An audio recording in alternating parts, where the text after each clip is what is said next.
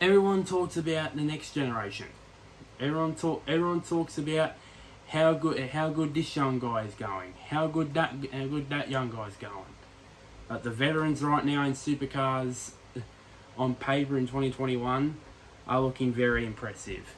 Hey guys, welcome back to another video. Welcome to quite a long awaited episode 2 of the 2021 Repco Supercars Championship season preview. I was gonna do it a day after I did the first episode, but I don't know why I just kept on pushing it back, and now I'm gonna do it now. So of course, so in this episode I'm gonna be talking about 4 drivers, probably the 4 most experienced drivers in the Supercars field in 2021. They are Will Davison from Dick Johnson Racing in his return to DJR, Mark Winterbottom from Team 18, or as you call it, Charlie Schwalkott Racing, I should say. Davey Reynolds from newly named Kelly Grove Racing, and James Courtney from Tickford Racing in his first full season with the Tickford team. So as you can see here, I've got my trusty old laptop here. Just lay it down here, and of course, obviously, I'm also going to be talking about, first off, the recent news. If you haven't been living under a rock this week, Supercars have announced their qualifying format for this year. So I will be mentioning the rules about that in just a sec, and also mentioning some stats, obviously, that you guys might not hear about. So let's go straight into it. So let's go straight into the qualifying format. So there's going to be 3 qualifying formats. There's qualifying 1, which is the usual single qualifying. I think 15-20 minute qualifying session, and maybe some with the top 10 shootout, like for example, in a couple of weeks' time, the Mount Panorama 500, that will have single qualifying and the top 10 shootout for both races. So yeah, but these are the two new formats that I'm going to be talking about. So this is, by the way, I'm going to link in the description down below on speedcafe.com, which I recommend you check out their website. By the way, it's my number one reliable source for all things motorsport news. It doesn't matter if it's Supercars, Formula 1, MotoGP, anything. It's probably my number one source, a reliable source of what I check for news, motorsport news here in Australia. So that I'll leave a link down below for that. So first I'll talk to you guys about format number 2. So they're probably, so both of these formats, one is sort of like Formula 1 in a lot of ways. One is sort of like Formula 1, and the other is like MotoGP when they do their qualifying sessions. So it's only through format 2. So qualifying part 1, or aka Q1. And I've got this written up on my laptop here, by the way. During the first 10 minutes of the session, all the cars can take part. Obviously, are permitted to take part. Obviously, at the end of Q1, the 4 slowest cars will not be permitted to take any further part in the session. The lap times achieved by the remaining cars will then be deleted. So basically, the 4 slowest cars, I think there's 24 cars, so I think from 21st down to 24th, 21 down to 24, they'll get knocked out, and those positions will be official for the starting grid for the race. Then we move on to Q2, or qualifying part 2. After a 5-minute break the session will resume for 10 minutes, and only the remaining cars from Q1 will be permitted to take part. At the end of Q2, the 10 fastest cars in order will be permitted to continue in the session. Again, lap times achieved by the 10 fastest cars will be deleted. So positions, I would believe 20 down, positions 11 down to 20 will be official in this qualifying session. So only the top 10 runners can qualify into the final qualifying session. And of course, as we all know, the final qualifying session for Q3 it will be the fight for pole position. So I'll explain that now. After a 5-minute break the session will resume for 10 minutes, and only the top 10 cars from Q2 will be permitted to take part. There's also another rule here in the Supercars rule book, rule 6.2.3.2, that is, teams are not permitted to refuel their cars between qualifying part 1, which is Q1, and qualifying part 3, which is Q3. So I don't know, if for example, if they refuel the car stupidly, for example, will they get a grid penalty, or will they get a fine, or docked points for that? I don't know. I would assume probably first-time offenders probably get a grid penalty, and repeat offenders probably might get docked team points, or get a fine by the Supercars stewards. I would suggest. So that's format number 2. Now this is format number 3. And this format is very, very different to format number 2. So the first two are basically the same. The first two is basically the same as so Q1 and Q2 in format number 3 is same as qualifying number 2. Q1 bottom size 4 cars get eliminated. Q2 position only the top 10 go through to the top 10 shootout, the actual top 10 shootout. So I'm going to read that now. So top 10 shootout part 3, or TTS, as an acronym. After a 10-minute break, the session will resume, and only the top 10 cars from Q2 will be permitted to compete. So as normal shootout rules. And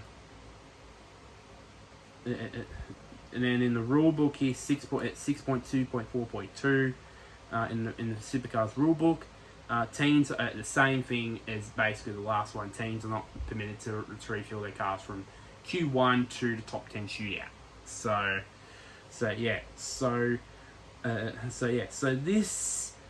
I'm going to show you guys. So I'm going to tell you guys what sort of formats are that you're going to use for each event, and also the race. So for, as I said earlier, the Repco Mount Panorama 500 in a couple of weeks' time will have the single qualifying session in the top 10 shootout.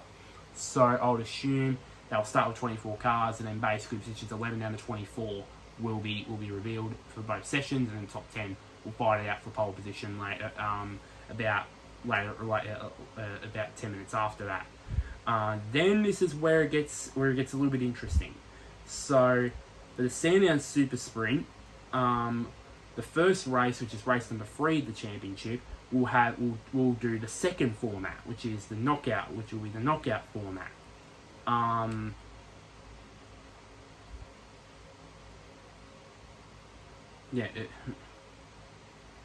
Which will be the knockout format.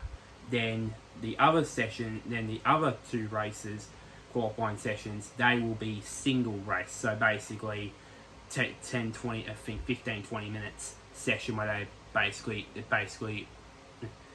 it's basically winner takes all for pole position.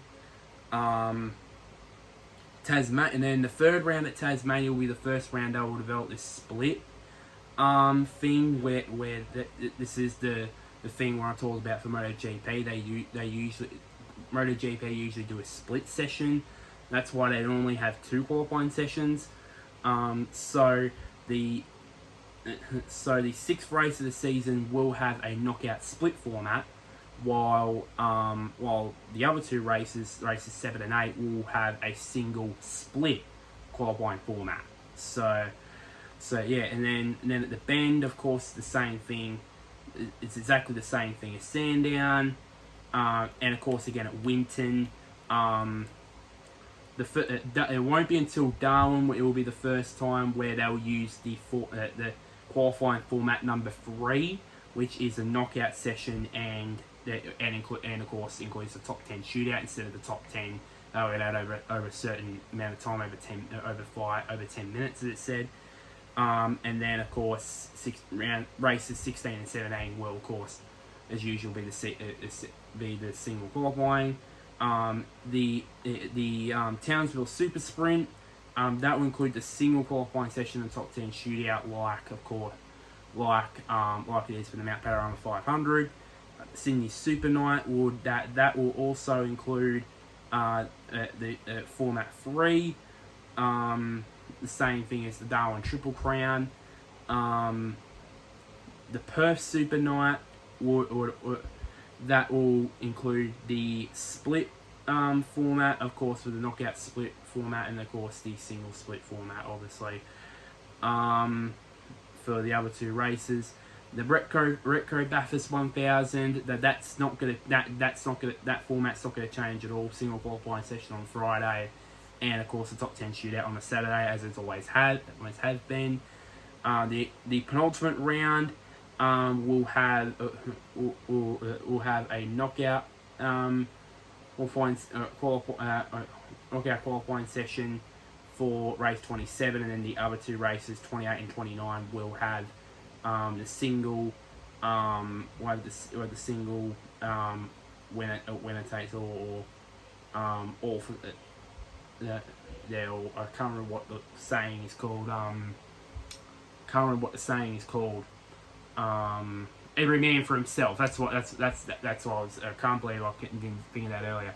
Every man for himself type of session, as usual. And then the final round of the season at the Gold Coast will be the same thing as the start of the season at the Mount Panorama. Of course, single qualifying with the top 10 shootout at the end, obviously. So those are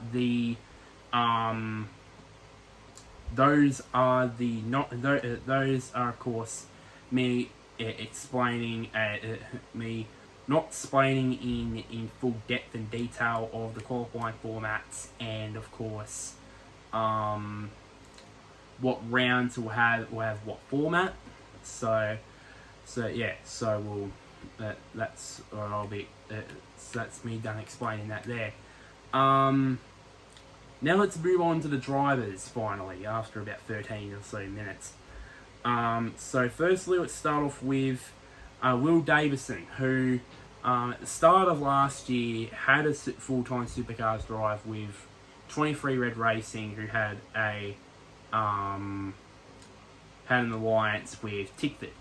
Unfortunately, during the shutdown period, 23 Red Racing unfortunately went out of business.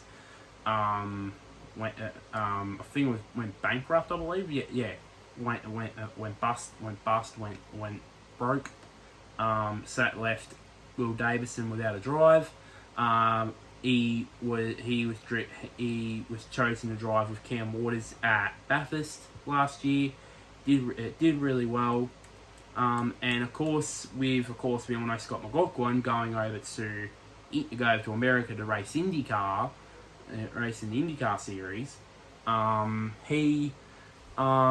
The position of that number 17 car was still was there, and of course obviously Will, the last time he drove for the team was 2008. That was 13 years ago, and he's driven for plenty of other teams since then. He's driven for HRT. He's driven for FPR, Erebus when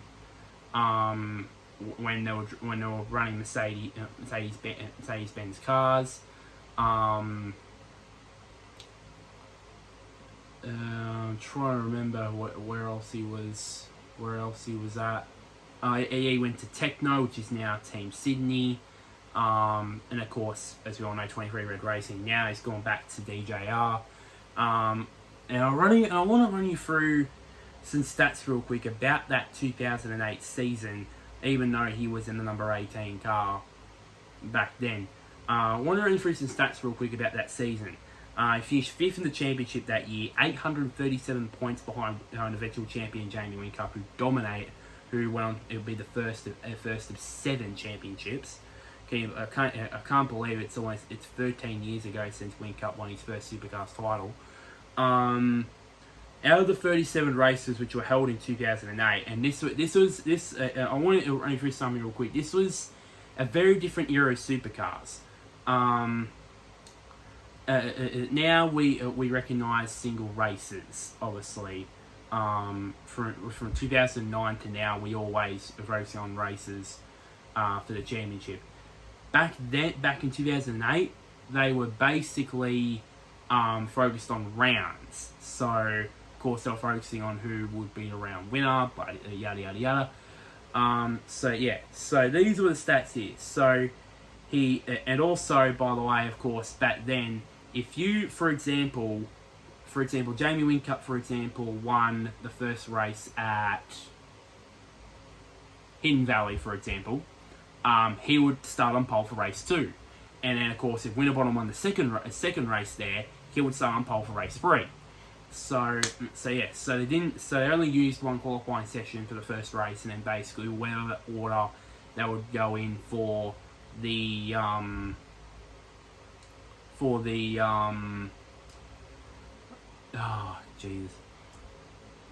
whenever they're going for that first race, for that race, that will be the order for the second race. So that was the era back then, except back in 2006 where they tried to make a reverse grid race return after about 4 years, and it didn't work out basically, and then mid-year reverted back to it in 2006.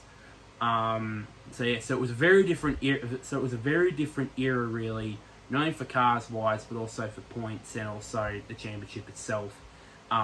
13 years ago, and then to now, obviously. So 37. So as I said, 37 races that were held that year. He quoted pole for 2 of them. He won 2 races. I know one was at Eastern Creek in the second race. The other one was the second race at Winton in that year. He won 1 round, which was the one at Eastern Creek, or now it's called Sydney Motorsport Park. And that was actually that year, the last year that was actually called Eastern Creek, because they had about a 2-3 year hiatus, I believe it was, before Supercars returned there in 2012, when it was now actually called Sydney Motorsport Park. So when it was under development. And this is probably what surprised some of you guys. This is why this was why one of the main reasons why he probably finished 5th in the championship. He grabbed 5 podiums that year. 12 times he was in the top 5. 28 out of the 37 races he was in the top 10, and of course 5 DNFs. And probably half of probably just under half of them were in the second half of the season where he dropped off in form. So he was actually pretty good, and probably was the year that there was basically the performance in a year that basically, which led him to probably, as you said, drive to HRT. And of course, as we all know, he finished run up to Whincup in the championship in 2009, and then of course he had a horror year in 2010.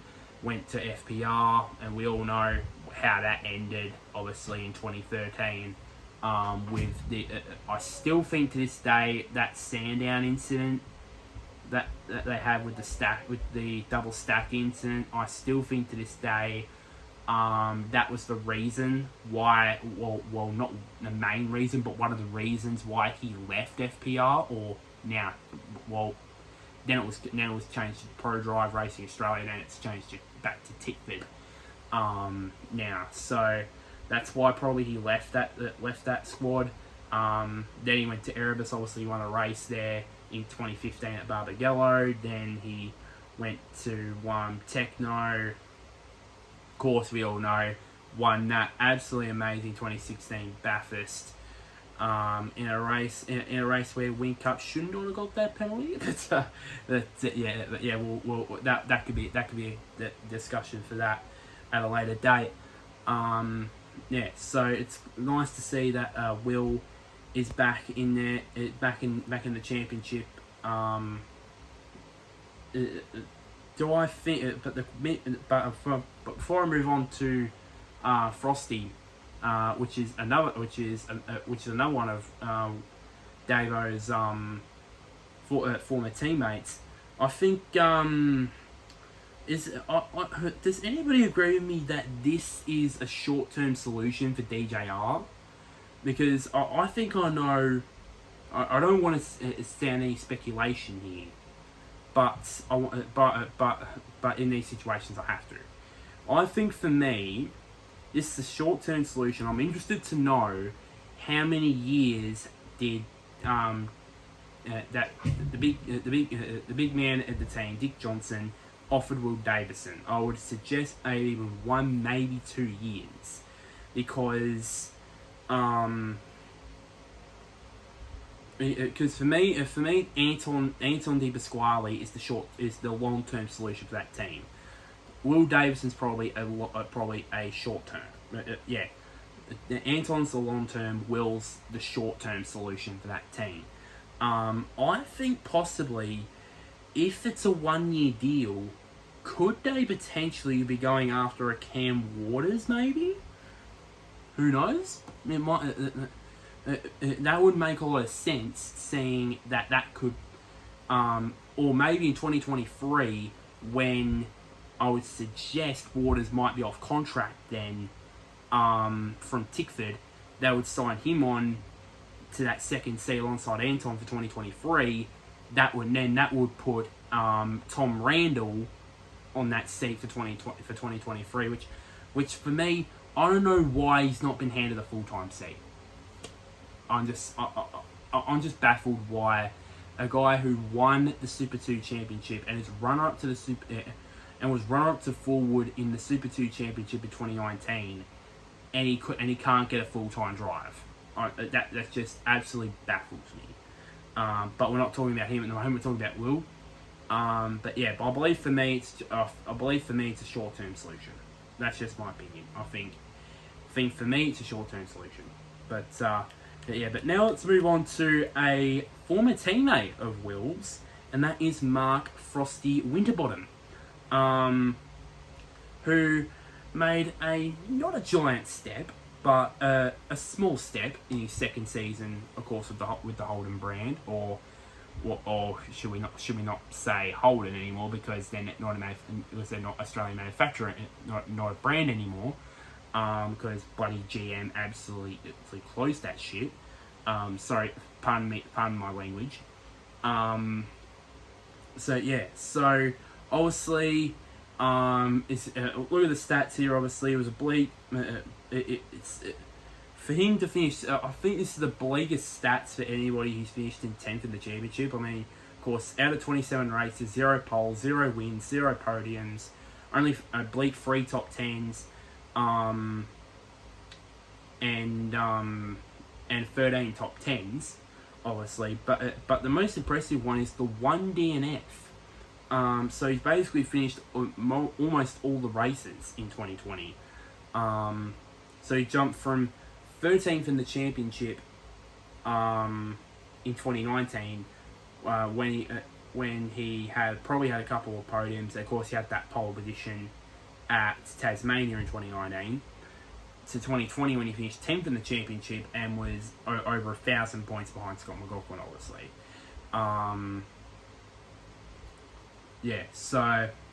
This is For me, I think for me this is where I think for me Frosty can take another step forward. Not a massive giant step forward where he finishes top 5 in the championship. Probably maybe acceptable for him. Maybe finish around maybe 7th to 9th. Maybe it's 7th to 9th. Maybe that will be acceptable for him. Because he's been, I think for me he's just been steady. He's been quietly been going around his business, in my opinion. So I believe for me, Frosty, he'll go well, with the team in 2021. Of course, with Scott Pye, obviously, don't worry, you guys, don't worry. Scott Pye will be in, not the next episode, but the episode after. But obviously, I will talk about the next episode at the end of this video. So I think for me, 7th to 9th place in the championship is acceptable for Frosty. I believe for me, I think for me, also I want to say this. I think he's burned his desire to win and be contender for a title. I believe for me has been long gone for me. Probably if you look back on this year, I think for me 2015 was basically like, yeah, I've been chasing this for 10 years. I've won the title. I've done it. Should I need to do this again? Probably not. I think since 2015, I don't think he hasn't been in the title race since he won the 2015 title. And even when his shock move in 2019 to Charlie Schwarcott Racing, aka Team 18, as they're now called, to the Holden brand, which absolutely shocked me. To be honest. I thought, he's a jump ship from Ford to Holden. I mean, unbelievable. For me, I believe for me, he's not that he's not that guy anymore. I believe he's sort of a guy where he picks up regular top 10s and probably the odd podium every now and again.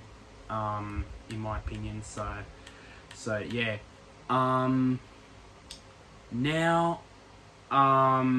So that's Frosty. Now we move on to another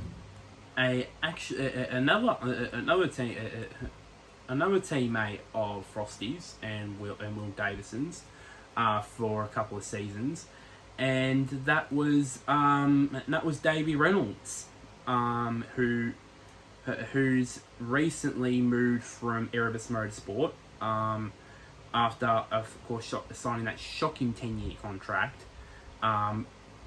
He basically bailed after 1 year of that contract, and now he's gone over to Kelly Grove Racing to partner up with Andre Heimgardner, who he's replacing, of course, his team owner in Rick Kelly, who of course announced his retirement from Supercars. Which I'm going to say this. I was not, for me, for a long time, for the last year, probably for the last 2 years, I was wondering. For me, I was thinking, it's not a matter of if Repco would retire. It's a matter of when he retires. And I think for me, he's done a lot. I mean, 2-time Bathurst winner, 2006 Bout Supercar champion. In one of the most controversial seasons of all time. In that season, he only won one race, and he didn't win a round in 2006. But his consistency, together with Lowndes' terrible end to the season, won him the title in a lot of ways. And then he's obviously won races. Obviously, he's won races, of course, with his own team, with Kelly Racing, when running Holdens, and then under this Motorsport banner. So yeah, it was a quiet probably last 2 years of his Supercars career, but I believe he'd be happy, and of course he'd be now he's can focus on the team rather than driving. But there's certain rumours going around that there's possibility that he might maybe co-drive with Andre Heimgartner at Bathurst. But the Bathurst 1000 is basically still about 8 months away. So we don't know still what's the problem, or what will be his decision, obviously. But yeah. But one thing I did notice about the 2020 championship standings compared to 2019 is the competition. And even though it was in a shortened season because of course the global crisis with the pandemic, it was much more competitive. I mean, I'm gonna say this here with Reynolds' final season with Erebus in 2020. He finished 6th in the championship, 1,178 points behind Scott McLaughlin in the championship in 2019. 2020, he finished 12th in the championship and 1,084 points behind Scotty in the championship in that season. So for him to lose 6 positions in the championship within 1 year, but to be behind only by I would to guess about over 100 point under 100 point difference, or 100 points behind Scott McLaughlin, I should say.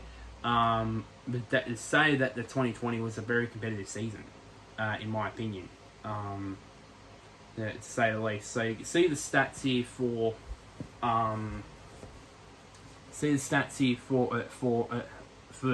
Davey Reynolds, who, congratulations to him, of course, him and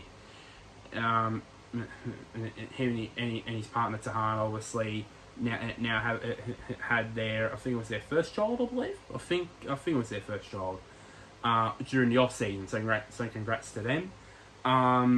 So these stats here, of course, 27 races, obviously. Out of the 27 races, of course, no poles, no wins, no podiums, 6 top 5s, 12 top 10s, and 2 DNFs. So it was a pretty disappointing season all around for David Reynolds. Not a way to end his partnership with Erebus, which of course went from 2016 to 2020, obviously. Very, very, very big highs to highs, obviously. Of course, the 2017 Bathurst win, and then of course some of the lowest of lows, like for example the Bathurst a year later, when he was set to win it. He was probably the shortest price favourite in years to win back-to-back Bathursts, and of course he suffered the cramp. And of course, he was absolutely devastated with that. So yeah. And I also want to run you through some stats real quick about his final season before this year, with when he was on a Ford in 2015. And that so out of the 36 races that were held in 2015, when he was on the when he was on the Bodlow team that year, out of the 36 races, those 36 races in 2015, he grabbed 3 poles, 2 wins, 7 podiums, and this is the mind-boggling bit. 16 times he was in the top. He was in the top 5, and out of the 36 races, 30 times he was in the top 10. That it finished top 10. In that season, in a race that season. that unbelievable. And of course, no DNFs, obviously. So he finished every race that year. Third in the championship, 336 points behind Mark Winterbottom, the eventual champion. And to make matters even more shocking was he started the 2015 season in the older model FG Falcon before in the next event he moved to the FGX Falcon, the new FGX Falcon, which was introduced that year. So he started an older version model, and then as they said, as they were known back then, Pro Drive Racing Australia, said to Ron Nash and Davey, "Oh, Davey's going very well. We should hand him an FGX Falcon." And of course he won a couple of races, grabbed 3 poles, most notably the one maybe a pole position in a wet top 10 shootout at Bathurst, and did very, very well that year. So yeah, and if it wasn't for his spin out, I remember in the first race at Phillip Island in the penultimate round of the season, he probably maybe would have been a contender with Lowndes and Winterbottom for the championship in 2015. So those are the stats really about his final season with Ford. Now, of course, we all know his second stint with the Kellys. Running through some stats real quick about his only season with the team, which was in 2011. Of course, he finished immediately 19th in the championship. Not too exciting, obviously. Zero poles, 0 wins, 0 podiums, couple top 5s. Same with the top 10s. Only 1 DNF, which was incredible that he finished most of the races. And the best finish of the season was ironically in the second race of the season over at the Aston Marina circuit in Abu Dhabi. So yeah, it was pretty amazing stuff, really, for Davey. I think for me, some people might say, "Oh, there's a chance of high guard that might yeah."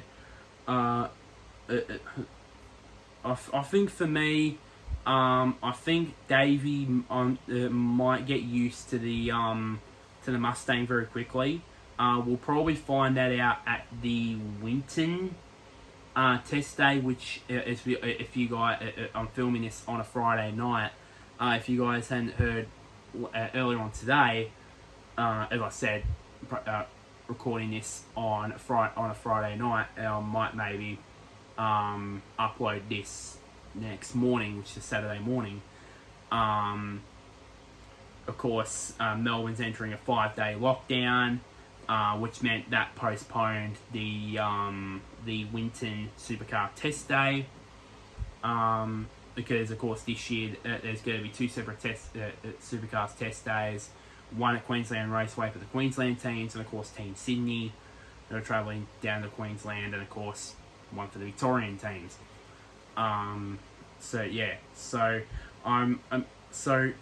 we have to wait until then to see if Davey gets used to the Ford Mustang rather quickly, but we don't know about that. Maybe not. Who knows? But yeah. Now the final driver I'm going to be talking about is another seasonal veteran, of course, a former Supercars champion himself, is James Courtney.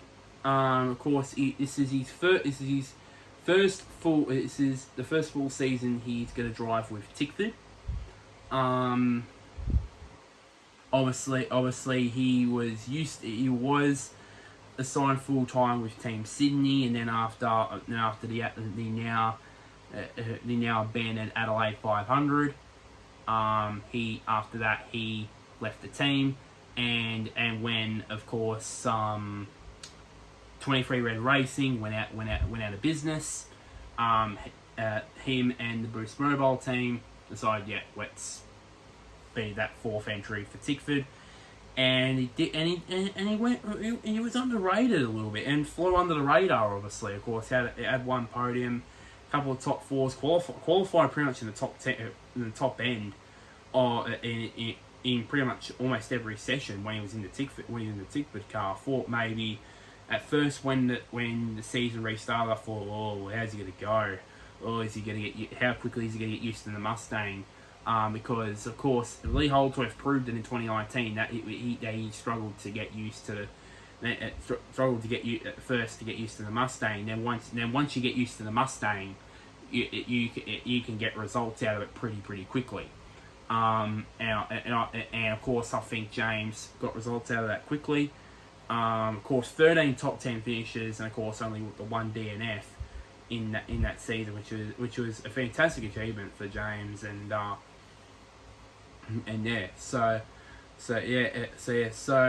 Hopefully James will probably step up a gear. I think that I'm confident he can get at least a podium or two. He was close to that a couple times last season. I'm confident that he can at least get a couple of podiums. He actually scored one podium. I remember rightly. He scored. And I could maybe 2, maybe 3 podiums. I believe I'm expecting him, and maybe even a shock win. You never know. Maybe a shock win. It's a very competitive field this year. And remember the last time he was in a Ford for a full season was in 2010. You know what happened in 2010 with Courtney? He won the championship. These were the stats here, and this was why probably he deserved to be champion in 2010. Out of the 26 races, he had only one pole, won 4 races, 9 podiums, 16 times he was in the top 5, 20 times he was in the top 10, which is pretty much about almost 80% of the rate of the 26 races he was in the top 10. So, and also no DNFs as well. So he was consistent throughout his championship season, and capitalised on Jamie Whincup's inconsistencies towards the middle part of the season, and he tailed off a little bit towards the end, but of course the middle part of the season for Courtney, his consistency in the middle part of the season was enough for him to clinch that 2010 title. So it's not like he's probably going to win the title this year. I'm just saying the fact that his last full season in a Ford was 2010 when he won the title. So